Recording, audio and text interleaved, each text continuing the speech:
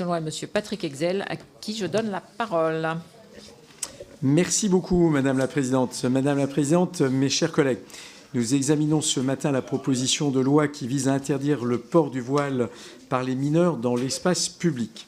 Cette proposition de loi ne comprend qu'un article unique qui compléterait l'article 1er de la loi du 11 octobre 2010 interdisant la dissimulation du visage dans l'espace public afin d'interdire à tout parent d'imposer à sa fille mineure ou de l'autoriser à porter dans l'espace public une tenue destinée à dissimuler sa chevelure. Ce texte vise à lutter contre le voilement des mineurs dans l'espace public au nom de leur protection et bien entendu de la lutte contre l'entrisme religieux. J'ai structuré mon court propos liminaire en 3 temps. Je reviendrai d'abord sur l'objet de cette proposition de loi avant de souligner les équilibres juridiques qu'il nous faut élaborer sur ce sujet. Et puis ensuite, évidemment, nous pourrons en débattre. Cette proposition de loi, comme je l'indiquais, vise à lutter contre le voilement des mineurs dans l'espace public. Plusieurs rapports ont en effet fait état d'une augmentation de cette pratique, qu'il s'agisse du rapport de la commission d'enquête sénatoriale sur la radicalisation islamiste et les moyens de la combattre, qui a été publié en 2020, ou encore du rapport publié l'année dernière par le gouvernement sur l'islam politique et les frères musulmans. Le groupe sénatorial des Républicains s'est également saisi de cette question cette année et a formulé 17 recommandations, dont l'interdiction du voilement des mineurs dans l'espace public, que la présente proposition de loi vient traduire en droit. À ce stade, j'aimerais insister sur plusieurs points. Tout d'abord, je voudrais redire que le voilement des mineurs, et en particulier des petites filles, n'est pas acceptable. Il traduit en effet un rapport d'infériorité, oui, entre les hommes et les femmes, ce qui est contraire au principe d'égalité présent au sein de notre devise républicaine. Le voilement enferme également les enfants dans une identité religieuse rigoriste qui n'est pas nécessairement la leur. Cela tend à réduire leur ouverture sur le monde. Or, l'enfance doit être le temps de la liberté, de l'apprentissage et de la découverte et non pas de l'enfermement. Enfin, ce voile est une des stratégies d'entrisme de l'islam politique dans notre société et il nous faut évidemment le combattre avec force. Il est donc légitime que le législateur intervienne dans ce domaine. En effet, la protection de l'intérêt supérieur de l'enfant est un principe de valeur constitutionnelle. Mon second point tient en une phrase. Ce ne sera ni la première fois ni la dernière fois que le législateur est amené à réguler avec finesse des questions touchant à la religion et à la liberté des individus. Je vous rappelle, chers collègues, qu'en 2024, le législateur est intervenu afin d'encadrer le port de signes manifestant ostensiblement une appartenance religieuse au sein des écoles, des collèges et des lycées. Oui, 2004. Il s'agissait à cette époque de protéger les élèves contre toute forme d'influence religieuse au sein des établissements scolaires. Et en dépit de débats qui ont parfois été animés, un équilibre satisfaisant a été trouvé pour appliquer le principe de laïcité en leur sein. Et d'ailleurs, je pense que personne ne conteste désormais le bien fondé de cette loi, du moins à ma connaissance. Le législateur est également intervenu une seconde fois, donc après 2004, en l'occurrence en 2010, en interdisant la dissimulation du visage au sein de l'espace public. La constitutionnalité de cette interdiction a été confirmée par le Conseil constitutionnel, et ceci au nom de la sauvegarde de l'ordre public et dans la mesure où les dispositions concernées n'étaient pas disproportionnées au regard des exigences minimales de la vie en société.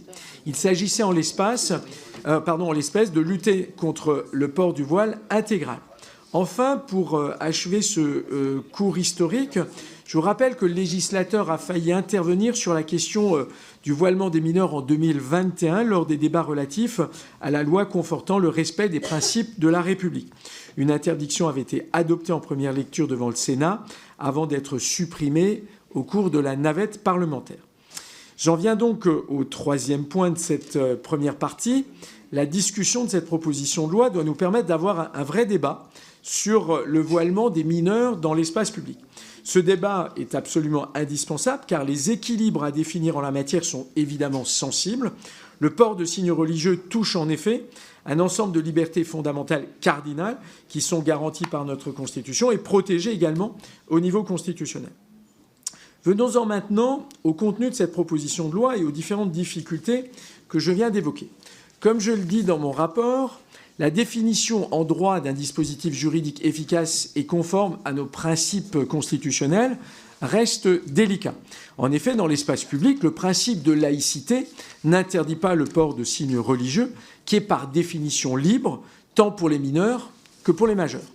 En outre, le fait de porter un signe ou une tenue à caractère religieux touche un certain nombre de droits et de libertés fondamentales consacrés par la Constitution, parmi lesquels, évidemment, la liberté de conscience, la liberté de religion, la liberté d'expression, la liberté personnelle et le droit au respect de la vie privée. Il nous faut donc trouver un équilibre satisfaisant, car dans le même temps, certains objectifs et principes constitutionnels permettent de justifier une restriction proportionnée de ces libertés, comme j'ai pu l'indiquer dans mon propos liminaire. Peuvent être mobilisés en ce sens la nécessaire sauvegarde de la dignité de la personne humaine, la protection de l'intérêt supérieur de l'enfant, l'égalité entre les femmes et les hommes et enfin les exigences minimales de la vie en société. Nous pouvons par ailleurs nous appuyer sur certaines décisions qui ont été rendues tant par le Conseil constitutionnel que par le Conseil d'État. Le premier a en effet validé la constitutionnalité de la loi de 2010 dont je viens de parler. Le second a plus récemment confirmé la légalité de l'interdiction de l'abaya, en application d'ailleurs de la loi de 2004. À la lumière de ces décisions, plusieurs impératifs doivent être respectés si l'on souhaite élaborer un dispositif juridique efficace et robuste en matière de régulation du port du voile par les mineurs. Il convient d'abord que les restrictions envisagées respectent le principe d'égalité en ne se focalisant pas exclusivement sur un seul signe religieux particulier, ce qui pourrait créer des difficultés.